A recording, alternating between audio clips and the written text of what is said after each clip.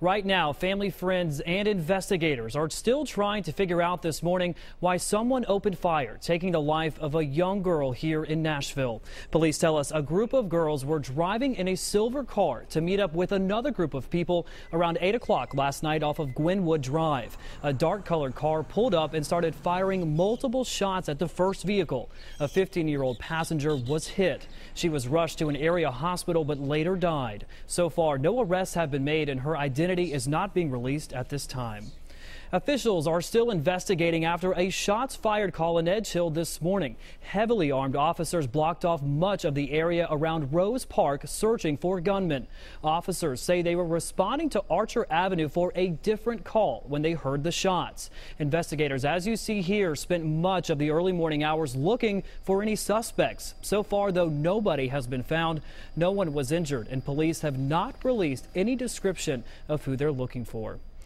Elsewhere around the country, devastating floods are taking a toll on the infrastructure of major cities in both Oklahoma and in Texas. A dam in Dallas is at risk of breaking this morning. Chris Martinez shows us some of the damage after days of historic and deadly rains. Water is flowing over the top of a dam at Padera Lake, about 25 miles from Dallas, following days of heavy rain. Overnight, heavy rain came down in the Dallas area, quickly filling up roadways.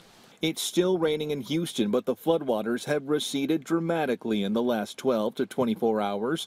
On Tuesday, firefighters carried out hundreds of water rescues. 2,500 drivers were forced to abandon their cars on highways. That shows that it came so quickly. So we've got to do the first immediacy, which is to help people, save people. In the tourist town of Wimberley, 2 of 13 people missing since Sunday have been found safe.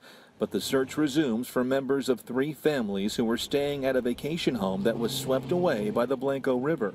Among the hardest hit properties here in Wimberley, this camping resort. It was built 70 years ago. The owners don't think they can rebuild.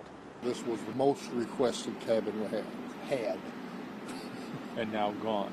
Now gone. John White says his family has never seen flooding like this. It hasn't truly sunk in yet, but you keep hoping you're going to wake up and this nightmare's over. He's grateful, though, that despite the destruction, no lives were lost on the property. Chris Martinez, CBS News, Wimberley, Texas. In Houston, more than 100,000 gallons of untreated wastewater has spilled out of its container. Truly a mess over there. We'll have the very latest on the deadly severe weather throughout the country and what we can expect here in Nashville later, beginning at News Channel 5 at 4 o'clock.